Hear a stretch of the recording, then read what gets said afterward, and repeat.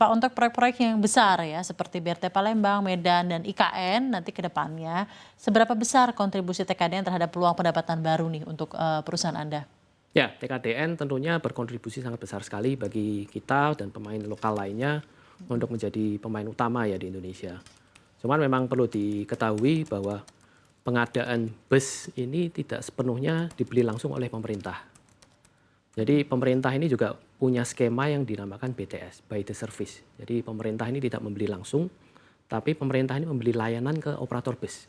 Jadi nanti operator bus lah yang membeli produk busnya itu untuk kemudian dioperasikan. Jadi sayang sekali memang sampai saat ini untuk skema BTS seperti ini, TKD ini memang belum disyaratkan.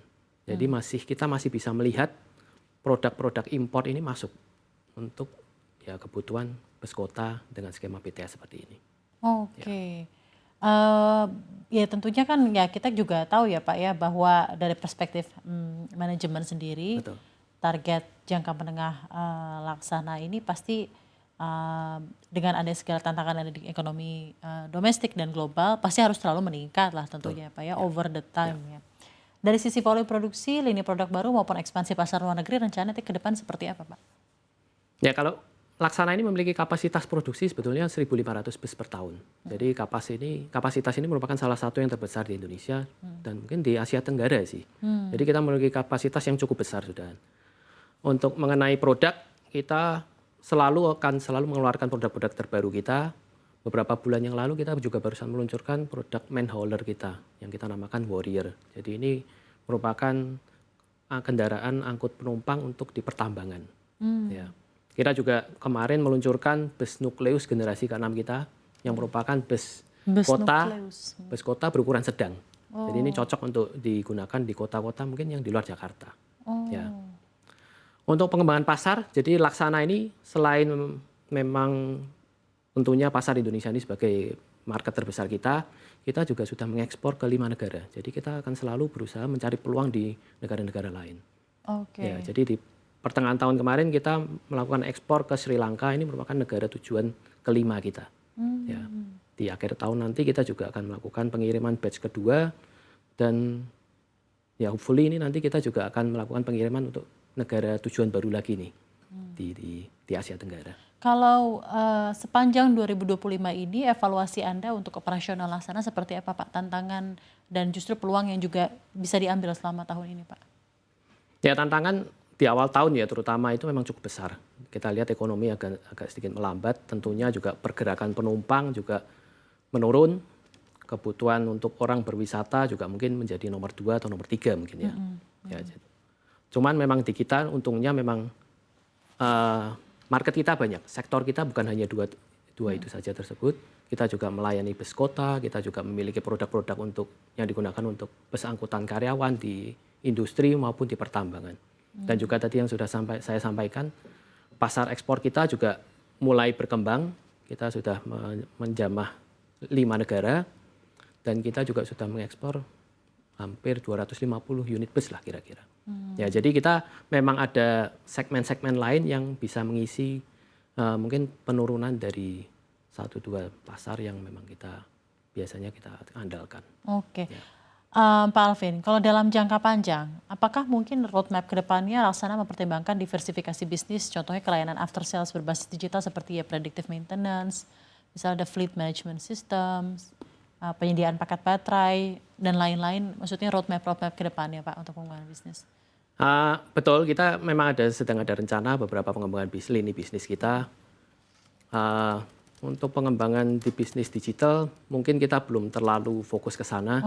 Cuman memang kita ada beberapa rencana untuk pengembangan ke bisnis-bisnis yang mungkin lebih berhubungan dengan Laksana. Ya.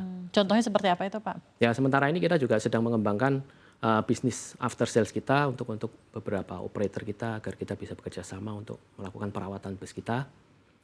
Kemudian kita juga melihat ada peluang di mana untuk chassis atau mesin bus listrik ini kan kebanyakan masih import. Ada yang dirakit di lokal, cuman memang masih terbatas.